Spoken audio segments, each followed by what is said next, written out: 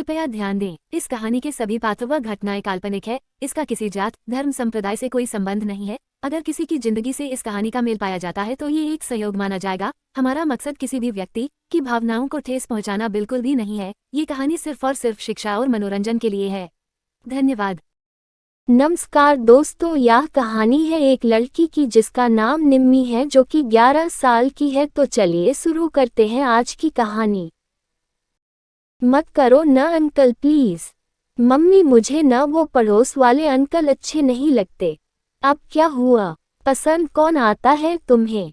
नहीं मम्मी, मैं सच कह रही हूँ, वो जब आते हैं मुझे बिल्कुल अच्छा नहीं लगता। देखो निम्मी, वो तुम्हारे पापा के अच्छे दोस्त हैं और फिर जब भी आते हैं तो तुम्हारे लिए चॉकलेट और कितनी अच्छी अच्छी चीजें लेकर आते हैं।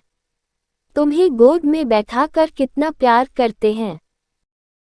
पता नहीं, ये आजकल के बच्चे किसी को पसंद ही नहीं करते, बस अपनी ही दुनिया में रहना चाहते हैं। 11 साल की निम्मी ज्यादा तो नहीं जानती थी, पर उसे समझ नहीं आ रहा था कि वो मम्मी को कैसे बताए कि अंकल उसके साथ कैसी हरकत करते हैं। अगली बार जब वो अंकल फिर से उसके घर आए तो वो सहम गई। अंकल ने उसे चॉकलेट दी तो उसने मना किया, पर मम्मी के कहने पर ले ली। मम्मी बोली, मैं चाय बना कर लाती हूँ, आप बैठे तब तक। ये किसी से फोन पर बात कर रहे हैं, जरूरी भेजती हूँ इनको। निम्मी, तब तक तुम अंकल के पास बैठकर बात करो, मैं पापा को बोलती हूँ। पर मम्मी, मुझे होमवर्क करना है। अरे हो जाएगा होमवर्क भी, कौन सा डिप्टी कलेक्टर की पढ़ाई है अभी, कहकर मम्मी अंदर चली गई चाय बनाने। पापा अंदर फोन पे बात कर रहे थे। निम्मी कसमसा कर रह गई, कोई उसकी बात सुनने को तैयार ही नहीं था। जैसे बेमन से निम्मी अंकल के पास ही सोफे पर बैठ गई तो उन्होंने निम्मी को अपने पास बुलाया। इधर आओ निम्मी, देखो मैं तुम्हारे लिए आज चॉकलेट के अलावा और क्या लाया हूँ। एक पैकेट जो वो अपने हाथ में लिए हुए थे दिखाते हुए बोले। निम्मी ने कहा, नहीं मुझे कुछ नहीं चाहिए, कहकर वो अंदर जाने लगी तो अंकल ने उसे खींचकर अपनी गोद में बैठा लिया और जोर से उसके गालों पर पप्पी ले ली।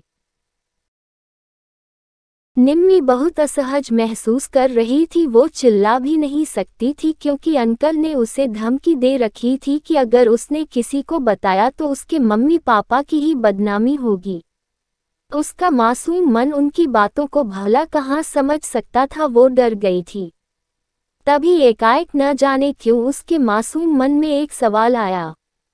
उसने कहा, अंकल एक बात पूछे? हाँ पूछो। आप अपनी बेटी को बहुत प्यार करते हैं न? हाँ करता हूँ, उन्होंने कहा। कितना? बहुत ज्यादा। मेरी तरह? हाँ तुम्हारी तरह। तो उसे भी आप गोद में बैठाते हैं मेरी तरह और ऐसे ही प्यार करते होंगे न जैसे मेरे साथ करते हैं न अंकल? उसे भी ऐसे ही छूते होंगे न जैसे आप मुझे छूते हैं?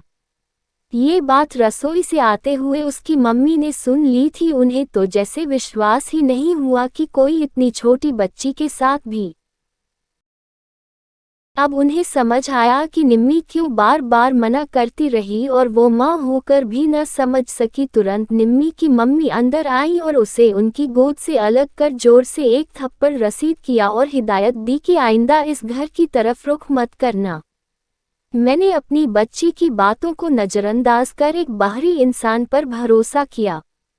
काश अपनी बच्ची की बात और गौर किया होता। तुम जैसे भेड़िए हर घर में छुपे हुए हैं। तब तक शोर सुनकर निम्मी के पापा भी बाहर आ गए थे। सारा माजरा समझ आते ही पुलिस को फोन करने लगे थे कि उन्होंने पापा के पैर पकड़ लिए। मुझे माफ कर दो, आगे से ऐसी गलती दोबारा नहीं होगी।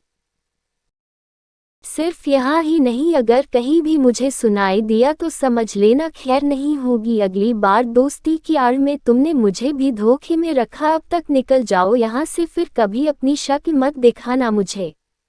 उसके बाद वो वहां से ऐसे भागा जैसे दुम दबा कर बिल्ली भागे। ऐसी कितनी ही घटनाएं हमारे आसपास होती हैं और हमें पता ही नहीं चलता। हमें अपने बच्चों को समझना होगा, उनका मासूम बचपन न खो जाए, इसके लिए हमें जागरूक होना होगा और बच्चों को सुरक्षित माहौल देना होगा। दोस्तों, आपका इस कहानी के बारे में क्या कहना है? कमेंट में अपनी राय का इजहार जरूर करें। वीडियो को लाइक कर दीजिए और इसी तरह की कहानियाँ लगातार देखने और सुनने के लिए चैनल को सब्सक्राइब करके घंटी को दबाकर ऑल पर सेट कर लीजिए ताकि आने वाली वीडियो का नोटिफिकेशन आपके पास तुरंत पहुँचे। मैं मिलती हूँ आपसे अगली वीडियो में, तब तक के लिए धन्यवाद।